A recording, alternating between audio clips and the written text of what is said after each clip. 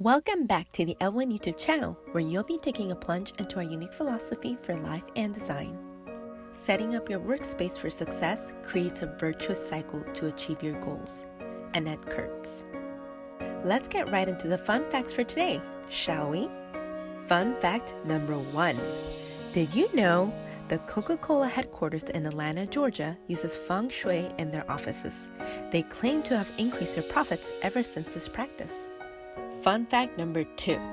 Potted indoor plants are a definite no-no inside the bedroom. Wait, what?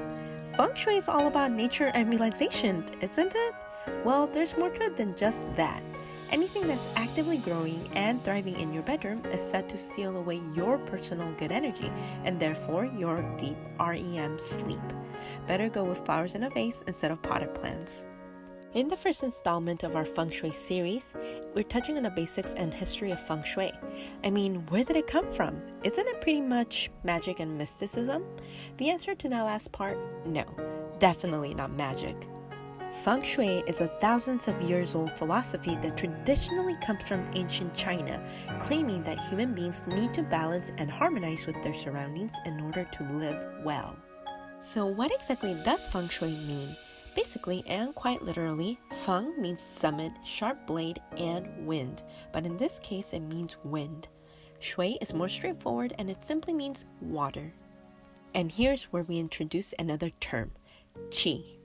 Qi is what is known as the flow of cosmic energy that flows through different directions and environments, whether natural or man-made. Both of these principles derive from Taoist beliefs. Practitioners of Feng Shui say that everything in the universe has a force. They can be either living beings or material objects, and as such, it is believed that a flow of positive energy allows good outcomes, but a flow of negative energy does not. Now, Chinese experts on Feng Shui have made claims that there are 5 elements or forces, also known as Wu Xing. They are metal, earth, fire, water, and wood. Rather than the physical and tangible elements themselves, these are known as the 5 basic forces that help sustain life universally. Think of it this way. Do you recall our recent video on the topic of yin and yang? Well, whereas yin and yang is viewed as a balance that one should achieve within the physical body in order to have holistic well-being, Feng Shui is said to be the balance that brings the same kind of holistic goal to places, locations, buildings, and structures. That's not too complicated now, is it? But before we forget, let's get into some history facts. These are the 2 main branches of Feng Shui. The form branch, which is the oldest practice of Feng Shui. The form branch is mainly related to the finding of grave sites by the way of Qi, making the quest for certain forms of land such as valleys, bodies of water, mountains, forests, etc. the principal focus. According to ancient writings, this would help in finding the best site for a person's burial.